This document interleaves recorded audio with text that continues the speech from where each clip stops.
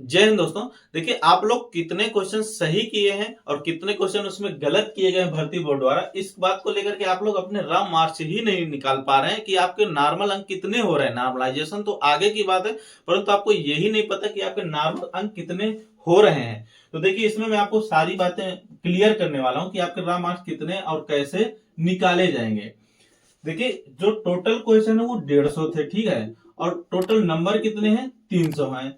अब ये जो टोटल 150 क्वेश्चन थे, मान लीजिए जिस भी शिफ्ट में आप बैठे थे उस शिफ्ट में मान लीजिए कि 2 क्वेश्चन भर्ती बोर्ड द्वारा कैंसिल कर दिए गए, यानी अब कितने क्वेश्चन टोटल सही हो रहे हैं, 148। अब टोटल 148 पर मार्किंग होना है। इसको लेकर के देखिए पवन कुमार अग्रहरी के द्वारा एक रेट याचिका दायर की गई थी, जिसमें माननीय न्यायालय द्वारा ये फार्मूला निकल करके आया था। इसमें फार्मूला सामने लिखा हुआ है, परंतु इसमें यही कंफ्यूजन कि सही उत्तर में क्या चीज रखना है। क्योंकि जैसे मान लीजिए आपने 110 क्वेश्चन अटेम्प्ट किया, ठीक है, अब आपने 110 क्वेश्चन अटेम्प्ट किया, मान लीजिए इसमें जो रॉन्ग क्वेश्चन है वो 6 क्वेश्चन हो रहे हैं। तो जब 6 क्वेश्चन रॉन्ग हो रहे हैं, 110 क्वेश्चन आपने अटेम्प्ट किया, हो सकता है जो 2 क्वेश्चन कैंसिल किए गए वो इसमें भी शामिल हो। जो आपने 110 अटेम्प्ट किया था उसमें 2 क्वेश्चन आपके गलत हो रहे हो, या फिर रॉन्ग में वो चीज शामिल हो, तो यहां से कैसे आप सही उत्तर निकाल पाएंगे। तो इसको लेकर के देखिए कंफ्यूजन में दूर करता हूं आपको। इसमें 3 सिचुएशन बन सकती है, टोटल 3 सिचुएशन।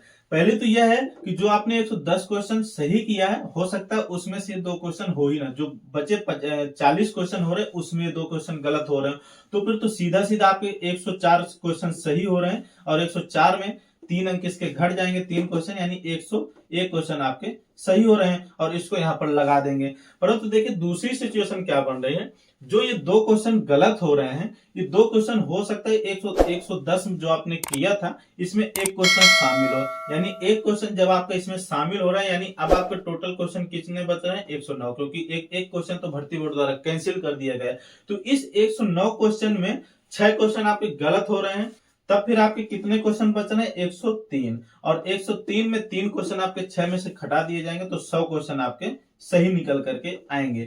और इसमें देखिए तीसरी सिचुएशन क्या बनेगी कि जो आपने 110 क्वेश्चन अटेम्प्ट किया था उसमें से एक क्वेश्चन यहां शामिल है, और वो एक क्वेश्चन आपका गलत हो रहा है। जो आपने माना है वो एक क्वेश्चन आपका गलत हो रहा है, परंतु वही क्वेश्चन भर्ती बोर्ड द्वारा कैंसिल कर दिया गया है। तब फिर क्या सिचुएशन बनेगी, तो देखिए वो सीधा सीधा क्वेश्चन को हटा दिया गया है। इसका मतलब कि वो चाहे सही हो या गलत हो, उसको पूर्णतः आप बाहर कर दीजिए। कहने का मतलब 110 थे आपके क्वेश्चन, तो अब आपने अटेम्प्ट कितने किए, 109, और वही क्वेश्चन आपको गलत भी हो रहा है तो वो गलत में नहीं माना जाएगा। कुल मिलाकर आपके कितने क्वेश्चन गलत हो रहे हैं, फिर 5 क्वेश्चन गलत हो रहे हैं, यानी यहां से फिर 5 क्वेश्चन घटाए जाएंगे, तो फिर आपके कितने सही क्वेश्चन हो रहे हैं, 104, और 5 का निगेटिव मार्किंग घटा दिया जाएगा, यानी 2.5 नंबर आप जब घटाएंगे तो यह लगभग आपके 101.5 क्वेश्चन सही निकल करके आएंगे। तो इस तरह से आपको सही क्वेश्चन अपने निकालना है। अब इसमें फार्मूला कैसे लगाना है कि आपके जो रॉ मार्क्स यानी नंबर कितने निकल करके आ रहे हैं। तो देखिए माना कि 100 क्वेश्चन आपके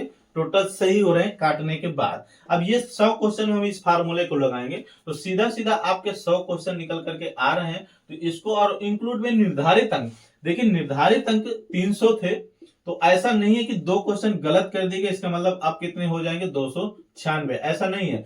सिर्फ टोटल क्वेश्चन आपके 148 हो रहे हैं, परंतु अंक टोटल निर्धारित 300 ही रहेंगे। तो 300 इसको कैलकुलेट करेंगे और अपान में करेंगे सही प्रश्नों की संख्या। तो सही प्रश्न कितने हैं, 148। अब 150 नहीं माने जाएंगे, 148 माने जाएंगे। तो इस 148 से हम भाग दे देंगे, इसको काट पीट करेंगे। देखिए तो ये लगभग 202 पॉइंट में कुछ आएगा 70, यानी इतने नंबर आपके बन रहे हैं।